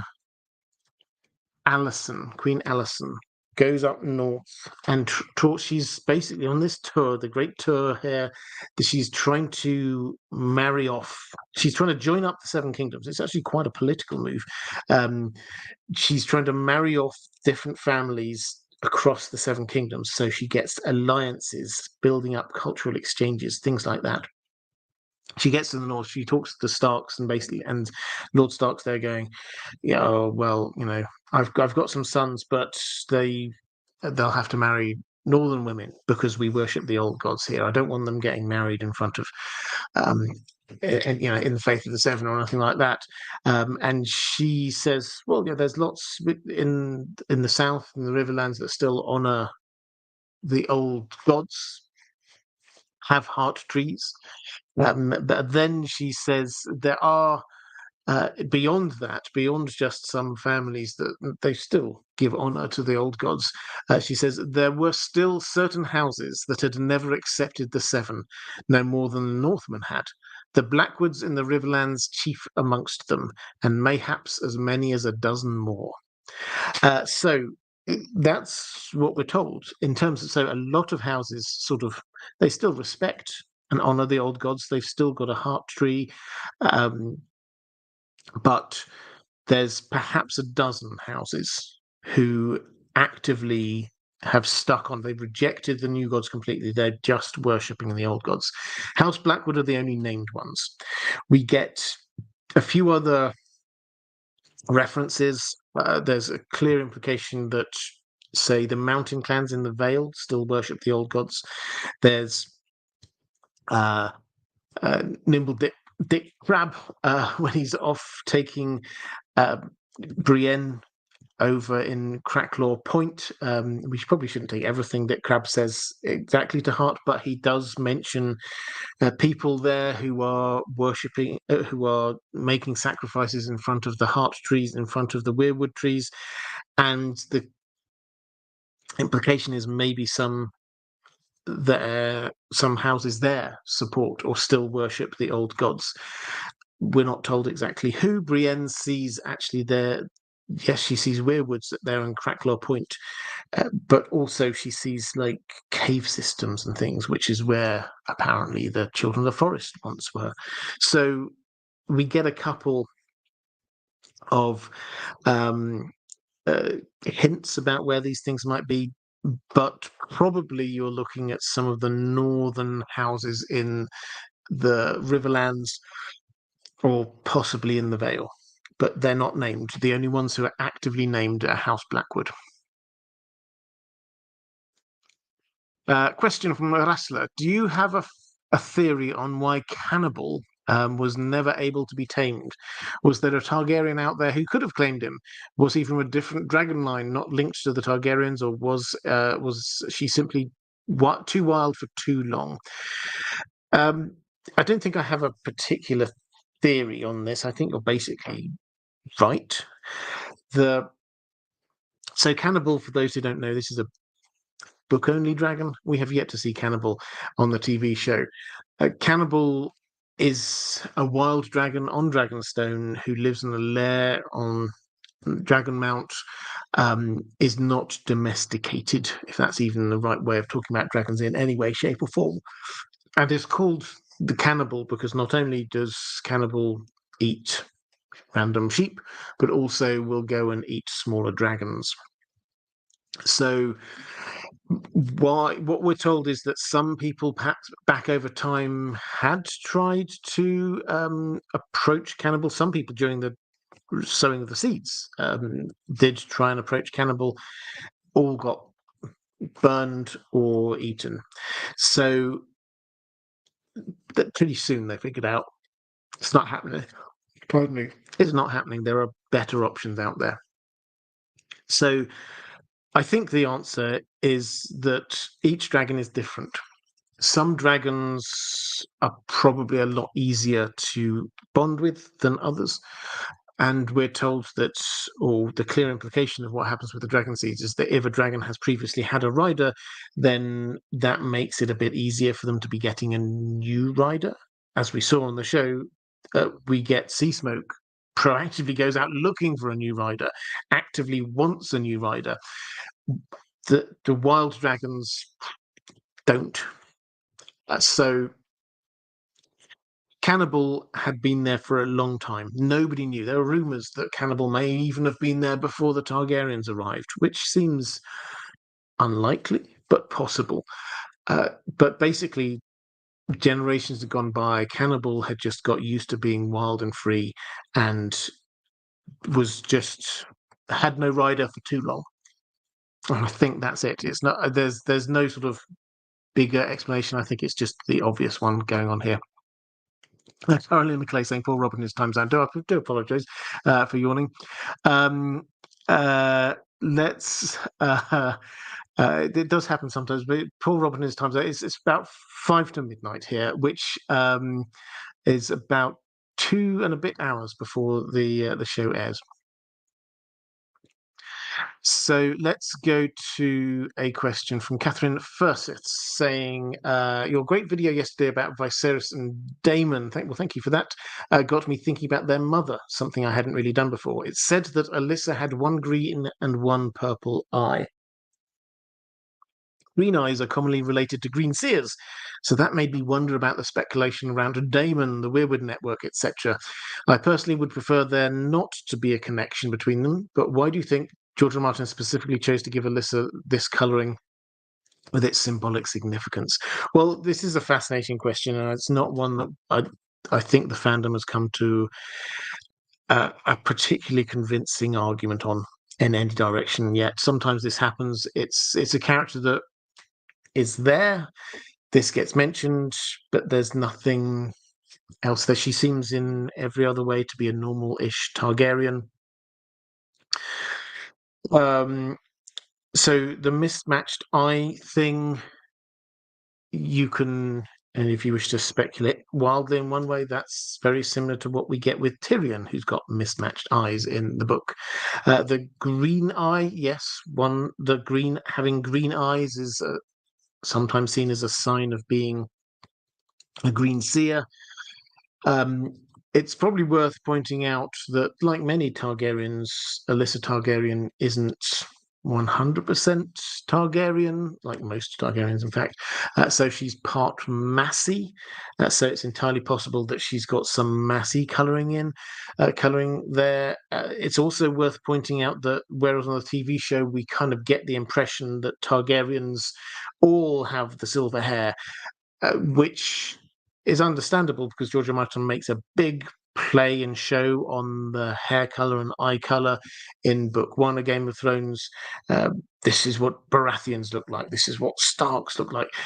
But actually, a surprisingly large number of Targaryens who are undeniably Targaryens do have different coloring. For example, Rhaenys, the queen who never was. On the show, they gave her the silver hair. She's a Targaryen. In the book, then she didn't. She had dark hair with a silver streak, partly because she had not Targaryen. Well, she did obviously have Targaryen ancestry, but she also had Baratheon ancestry with the dark hair. So I think George R. R. Martin, as much as we go down this idea that George R. R. Martin just has one hair color per family, that's not always exactly the case, and not all of the examples of them are necessarily pointing to something. It's just this is what happens with sort of genetics. Sometimes you get random throwbacks for people with eye colours that have skipped a few generations. So with most of these things, George R. R. Martin comes up with there are magical explanations to these, or there's a completely normal explanation. He goes either way with these, so I think we can go unless and until we learn more about Alyssa Targaryen. I think we just have to assume this is just one of those things, which is the boring answer, but it would be more strange if there never were these kind of oddities in these families.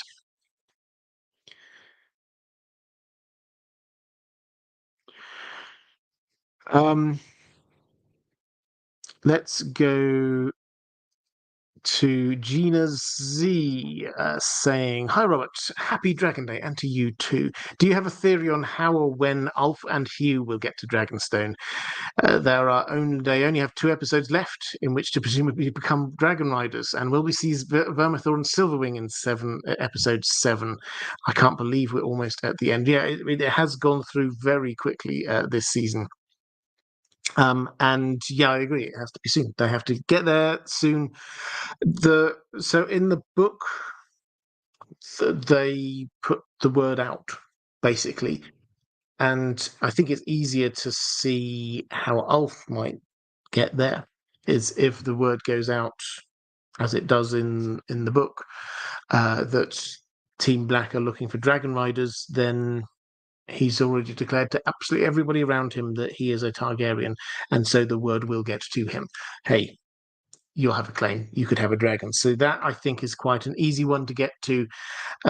When you get to Hugh, we've not seen any hint that anyone else around him knows that he's a Targaryen, or even he knows that he's a Targaryen. We don't know that. But he looks like a Targaryen, clearly, with the silver hair.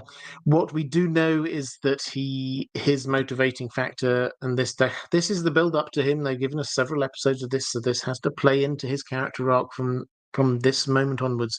His main motivating factor is caring for his family, and his family have been starving. He's got a daughter who's looks very ill, so and a wife who wants to go off to Tumbleton. So if the chance for him appears, this might be how he thinks, given the fact that he has got that side where he's willing to punch people in order to and steal their food in order to look after his family. If he thinks that he's got a chance here, then perhaps that's how he would go. So that's the kind of the feel that we've got for these characters. As if the word goes out that Team Black are recruiting, then both of them have got a motivation to be going across there. Let's go to there's a costume CEO in the chat. I missed you. If you are there, I missed you completely. But if you're costume co, if you're there, it's great to see you. If you enjoy costumes and the world of costumes, not just how they're made and stuff like that, but what they add to characters, how they're used in TV shows, including a lot of the TV shows that we love on this channel. Costume Co, Costume Co is the best channel I know for all of that. And yeah, Heidi, you are there. Hi there, great to see you. I'm sure somebody is going to put a link there in the chat so that people can go over there. And I hope you're enjoying A House of the Dragon. I'm not an expert, as has been proven many, many times, but I think the costumes are on point again. I've been absolutely loving. Here you go, chat. This is the thing. Let Heidi know which costume you love the best. Personally, just in terms of sheer looks, I've loved Daemon's armor. I thought that was when he was there and he's got the helmet and the big chunky armor when he's on his dragon. I thought that worked really well. But yeah, let Heidi know which costume you thought worked best. April, May, there's someone who goes into the costuming and shows. That is awesome. Yes, that is awesome. Do go and check out the channel. Let's go to Lord Medici During season 1 of House of the Dragon, before Aegon II and Rhaenyra adopted distinct banners and House Targaryen used a single banner, they often inverted the colours in their banner, placing a red dragon on a black field. I see this as just a stylistic show to make the decoration less monotonous, but wouldn't this precedent be really confusing if we ever get the Blackfire rebellions on screen? Yes, quite possibly. I suspect, though, this is one of these cases where the we pay a huge amount of attention to that kind of level of detail. Casual viewers don't, and I think that if they were just to, they could easily say, yeah, in the past we've used these both different ways, but here I am claiming this as my own. So if that sign if you see this sigil, that's me, and that I think they can easily do that. So I don't think it will cause huge amounts of confusion. So I've got one more question, which is sort of back to the how is the season going to end question from George R. R. Tolkien. I will answer that in just 1 second. I'll just quickly flick through because I'm interested as well in terms of which costumes people have been enjoying. Silver Scale talking about Rhaenyra's dresses. I saw somebody else, that Elf Torrens, saying I love what Rhaenyra wears.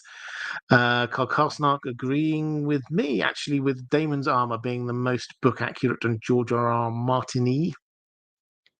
And Carolina Clay, I like Alicent's green dress at the wedding. Yeah, I thought that was good. I also liked their funeral clothes, so the black veil and the green stuff. And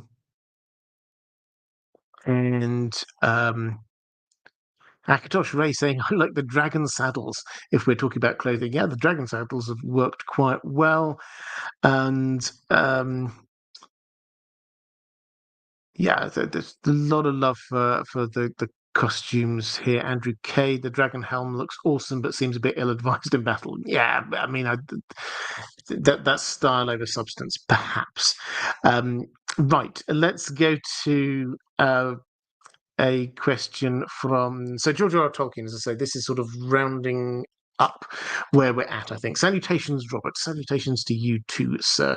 I fear the way the season has been paced that we won't make it to the fall of King's Landing. Do you still believe this will be the close of the season, considering what has to happen before then?